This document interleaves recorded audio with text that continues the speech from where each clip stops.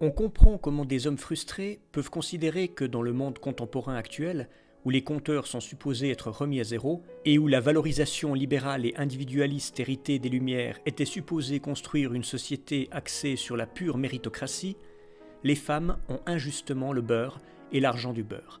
Elles disposent désormais du droit de choisir et de ne pas choisir, comme les hommes depuis la révolution victorienne et bourgeoise du XIXe siècle, mais elles conservent le pouvoir de séduction qui faisait d'elles les trophées pour lesquels les hommes étaient en compétition. Elles maintiennent en nombre leur attitude de réserve, alors que leur nouveau statut d'indépendance financière devrait leur imposer d'être actives. C'est dans ce cadre que devenir le prix serait donc ici occuper une position ascendante dans le rapport de la séduction, écrit Mélanie Gourarier. Bien évidemment, on peut railler ces hommes qui ne font finalement que se plaindre de la perte de privilèges octroyés aux représentants de leur sexe par une évolution millénaire. En réalité, leur constat de départ est en partie erroné. Le flux de la transaction économico-sexuelle existe toujours dans le monde moderne et il est même possible de poser l'hypothèse que ces termes se trouvent exacerbés. Simplement, ces hommes, portant leur frustration en étendard, ont beaucoup moins de chances d'être les bénéficiaires du marché de séduction moderne et c'est cela qu'ils ont parfaitement compris. Car tel est bien là le point capital. Leur souffrance, réelle, permet de pointer surtout l'ampleur d'un phénomène de déclassement sentimental qui, sans doute, est propre à l'histoire de l'humanité, mais en décalage avec la promesse moderne d'égalité et de liberté et des espoirs raisonnables de réciprocité sentimentale et sexuelle intrinsèques à cette promesse. Souvenons-nous de ce que l'histoire génétique humaine nous apprend. Les régimes matrimoniaux humains, dans la grande majorité de l'histoire de l'Homo sapiens, ont été de nature polygénique, c'est-à-dire que quelques hommes seulement ont trusté la quasi-totalité des femmes, au point que seule une petite partie des mâles s'étant succédé sur Terre ont transmis leurs gènes, contrairement aux femelles.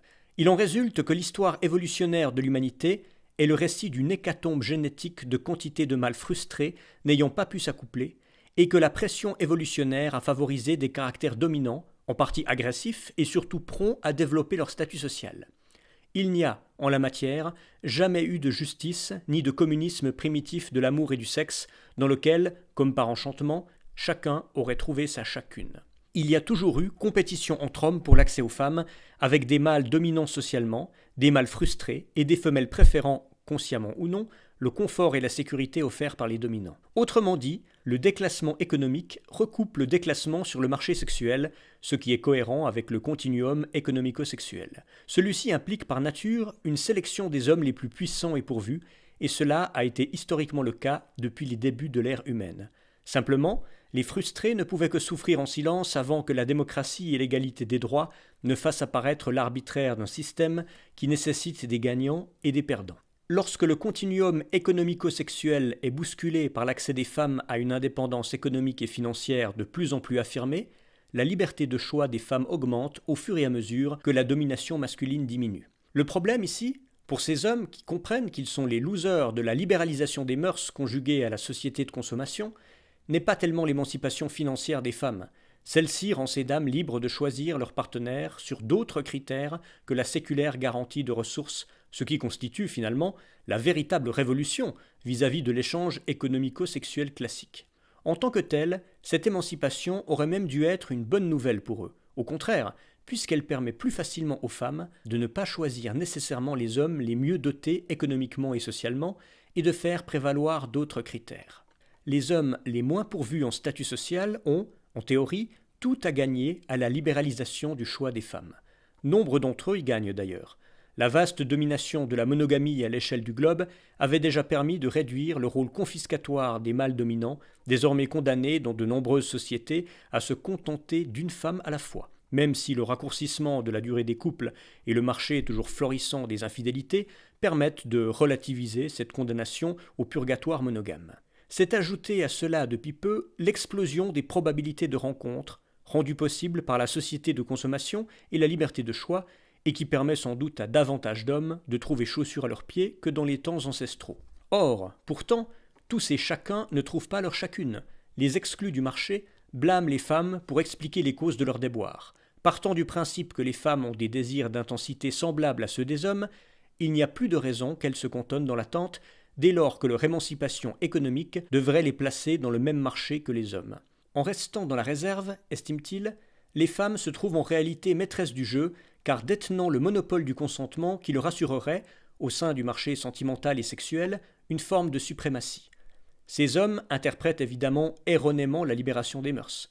Celle-ci ne signifie pas une intensification de la disponibilité féminine au désir des hommes, mais une liberté égale pour les hommes comme pour les femmes de choisir, et donc d'exclure et de discriminer sans avoir à se justifier. Le malentendu que nous touchons ici, et qui concerne une large part des relations contemporaines de séduction entre hommes et femmes, est probablement celui-ci. Bien qu'il n'y ait pas de raison, en effet, de supposer qu'hommes et femmes éprouvent des désirs sexuels d'intensité différente, la libéralisation des mœurs et les progrès significatifs obtenus par les femmes en matière de droits économiques, politiques et sociaux n'impliquent aucunement, en eux-mêmes, que les attentes et les comportements sexuels des femmes doivent être identiques à ceux que les hommes développent dans l'échange économico-sexuel classique, ni qu'ils devraient répondre aux attentes de ces derniers se projetant dans un schéma démocratisé.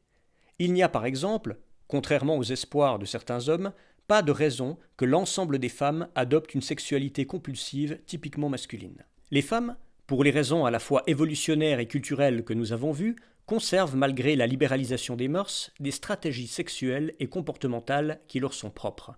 Comme les hommes, en outre, elles sont, par le principe même d'une modernité axée sur l'individu avant d'être axée sur le genre, renvoyées individuellement à leurs désirs et leur personnalité, émancipée théoriquement de la grille formatée de l'échange économico-sexuel mais pouvant à leur gré en conserver les codes, totalement, partiellement ou superficiellement. Beaucoup parmi elles reproduisent les codes de l'échange économico-sexuel requérant d'elles comportement de réserve et sélectivité. Quelques-unes imiteront les hommes en suivant la compulsivité de leurs désirs. D'autres encore inventeront d'autres codes. C'est ce jeu que beaucoup d'hommes estiment frustrant, parce que la stratégie et les critères féminins sont devenus pour eux illisibles, et donc imprévisibles. Leur véritable problème n'est pas l'émancipation financière des femmes, mais la dissolution des termes de l'échange économico-sexuel classique. Pourquoi ?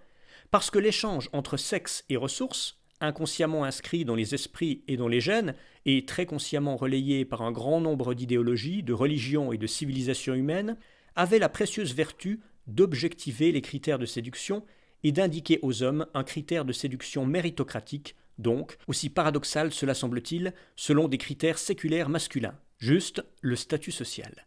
La promesse d'obtenir les belles si on s'élevait suffisamment pour amasser des ressources incarnait un deal non dit et immémorial qui convenait aux hommes, parce que le mode d'emploi en était clair, les critères en étaient prévisibles, et il semblait équitable pour un homme conditionné par l'évolution et la civilisation d'être invité à se mettre en avant, à produire et à créer, et de faire dépendre de ses comportements l'accès aux femmes.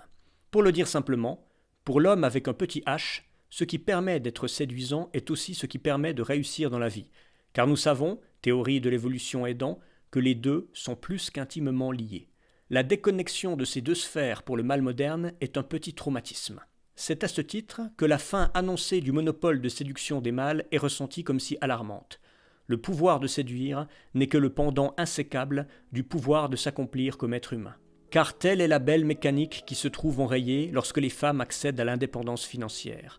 Ce n'est pas tant qu'elles puissent survivre financièrement sans l'aide d'un homme qui est une menace, c'est que ce que peuvent faire les hommes de leur vie en vue de les séduire ne les impressionne plus nécessairement.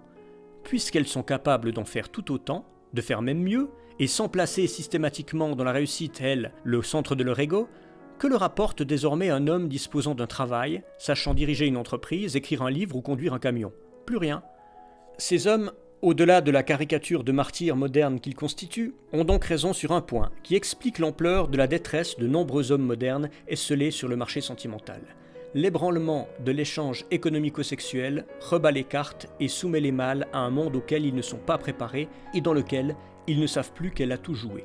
Car si nombre de ces dames, pour l'instant, souhaitent toujours partager leur vie ou un moment avec un homme, sans doute parce que la modernité et le capitalisme des sentiments ont exacerbé chez elles une certaine dépendance affective latente dans la nature, leurs critères d'appréciation sont désormais libérés à la fois de la contrainte financière, mais aussi du charme que représentait l'ambition de l'homme. Potentiellement donc, les critères de préférence féminin sont complètement libérés et donc aussi imprévisibles qu'illisibles pour les hommes. Bien entendu, beaucoup de femmes continueront à préférer les hommes riches, grands, de haut statut social et plus âgés. On ne se débarrasse pas aussi facilement d'un bagage génétique consolidé par des millénaires de civilisation. D'autres, plus rarement, adopteront un comportement de séduction agressif imitant celui des hommes. D'autres encore, les plus sensibilisés aux causes progressistes et aux droits des femmes, préféreront valoriser des critères considérés comme féminins et qu'elles imposent le plus souvent sans s'en rendre compte à leurs congénères masculins parce qu'ils sont portés par la société moderne tout entière. Empathie, écoute, partage strict des tâches, réseau, douceur, sensualité, sans compter la considération et le respect pour ce que la femme fait. Bref, autant de critères que l'homme n'est pas du tout préparé à privilégier et à mettre en avant par les millions d'années d'évolution qui l'ont forgé. Ce n'est pas seulement la perte de pouvoir qui heurte et désoriente l'homme, c'est la perte totale de prévisibilité de ses propres atouts de séduction, et donc de ses chances réelles d'accès au marché sentimental et sexuel. D'autant qu'en face, en revanche, les critères de sélection utilisés par les hommes pour choisir les femmes restent platement prévisibles, beauté, fertilité, et n'ont pas, quant à eux, été radicalement remis en cause depuis l'émergence de la modernité ni par la révolution des mœurs sexuelles. La sensation de certains hommes de ne pas jouer à armes égales n'est donc pas infondée. Ils sont naturellement et culturellement toujours tenus de prendre l'initiative, de prendre les risques, de s'exposer face à des femmes qui peuvent se permettre, si elles le veulent, d'attendre et de sélectionner, pourvu qu'elles soient un minimum attractives et jeunes, bien entendu, sans pouvoir jamais deviner ce que la femme en face de lui recherche réellement, puisque cette dernière, pur produit de la modernité, a aussi indexé ses désirs sur sa personnalité propre, et non, comme les générations de femmes qui l'ont précédée, seulement sur l'anticipation des désirs masculins auxquels elles étaient soumises.